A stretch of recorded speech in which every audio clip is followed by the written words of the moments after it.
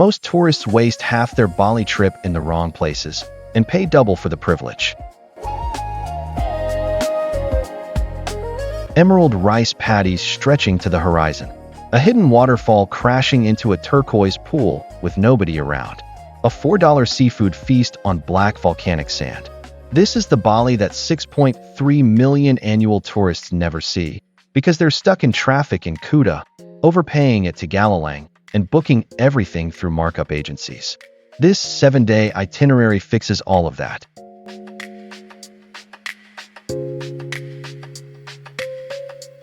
Your plane lands at Ngurah Rai Airport. Every blog tells you to check into Kuta. It's the closest beach town. That's exactly why you should skip it. Kuta in 2026 is a wall of souvenir shops, drunk tourists, and traffic jams that turn a 2-kilometer drive into 45 minutes.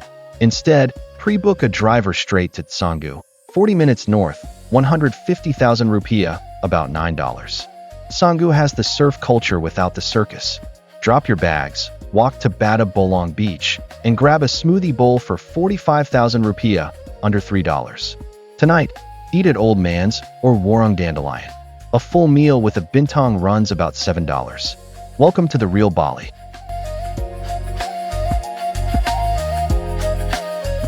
Rent a scooter in Canggu for 70,000 rupiah per day, about $4, and ride an hour north to Ubud. Your first stop is rice terraces, but not the ones you've seen on Instagram. Tegallalang's main entrance charges 50,000 rupiah and funnels you onto a single crowded viewing platform where 200 people jostle for the same photo. Drive 3 minutes further to the seeking side entrance.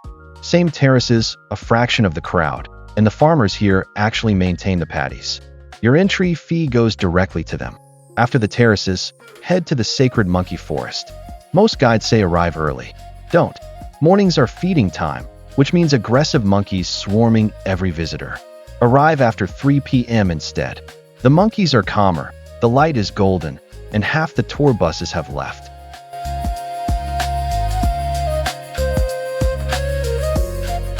Start early.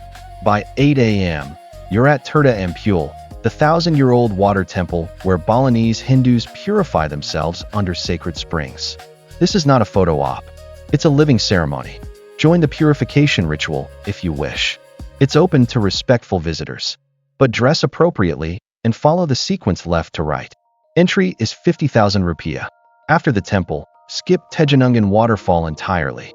It's become a selfie factory with a $5 entry fee, concrete stairs, and a drone buzzing overhead every 30 seconds. Instead, drive 45 minutes northeast to Tukad Cepung. This waterfall is hidden inside a canyon. Sunlight streams through a crack in the rock ceiling and hits the water like a spotlight. It's one of the most cinematic natural formations in Southeast Asia, and on a weekday, you might share it with 10 people.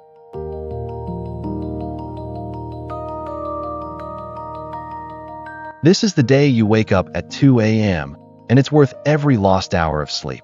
Mt Batur is an active volcano, and watching the sun rise from its 1,717-meter summit is the single most memorable experience in a 7-day Bali trip. But here's where most tourists overpay. Tour agencies in Ubud and Kuta charge 600,000 to 900,000 rupiah per person, $37 to $56. The guides themselves only receive a fraction of that. Instead, book directly through the Mt Batur Trekking Guide Association, the official local cooperative. Their rate is 350,000 rupiah per person, about $22, and the guides are the same ones the agencies subcontract. After the descent, stop at a Kintamani coffee plantation. Skip the Luwak coffee tourist traps. The civets are often caged. Taste regular Balinese Arabica instead. It's better anyway.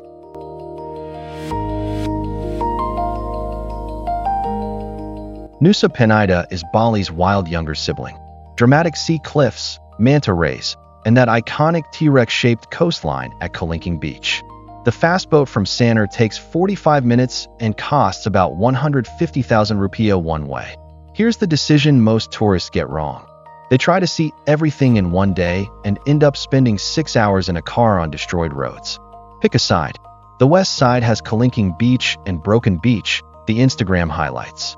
But the east side has Crystal Bay for snorkeling, A 2 beach with almost no crowds, and Thousand Islands viewpoint. If you want photos, go west. If you want to actually swim and relax, go east. Rent a scooter on the island for 75,000 rupiah. The roads are rough, but manageable if you've been riding in Bali already.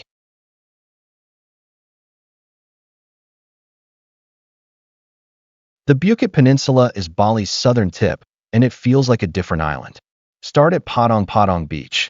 Yes, the one from Eat, Pray, Love, but arrive before 9 a.m. when it's still empty. The entry fee is just 15,000 rupiah. Skip Dreamland Beach entirely.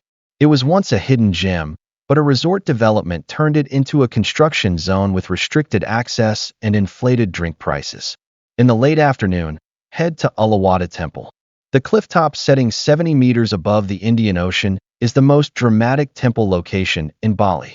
Stay for the Kikak fire dance at sunset, 150,000 rupiah, and it's the best $9 you'll spend on this trip.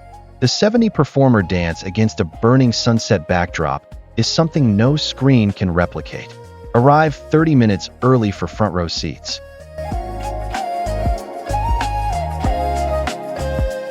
Your final day belongs to your stomach. Start in Canggu at Warung Bumi, a local canteen where nasi camper costs 25,000 rupiah, under $2, and it's better than anything in the tourist restaurants charging 10 times more. Walk to Canggu's Pantai Barawa for one last swim, then ride south to Seminyak for the afternoon. Hit the Bintang supermarket on Jalan Raya Seminyak. This is where residents buy the same Balinese coffee, spices, and coconut oil that souvenir shops sell at a 300% markup. A bag of Balinese whole bean coffee runs 45,000 rupiah here. The same bag is 150,000 at the airport. For your final dinner, eat at Nadi Nuri's in Seminyak.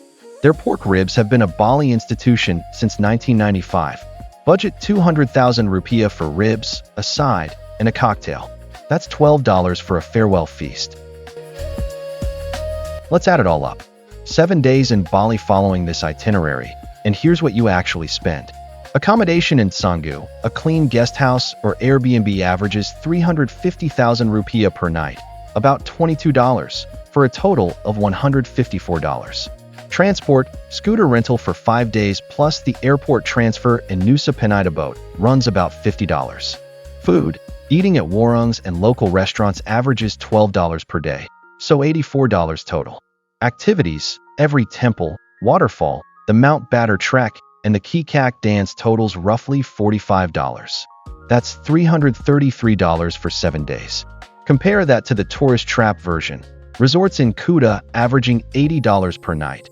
Taxis everywhere, agency-booked tours, and restaurant meals, easily $1,200 or more for the same week. You save over $800 by knowing where to go and what to skip. That's the anti-tourist trap Bali itinerary. 7 days of the real island for under $350. If this changed how you plan your trip, hit subscribe so you don't miss the next destination breakdown. And drop a comment. Which day would you move to the front of your itinerary? The Mt Batur sunrise, the hidden waterfalls, or the Nusa Penida adventure? Let me know.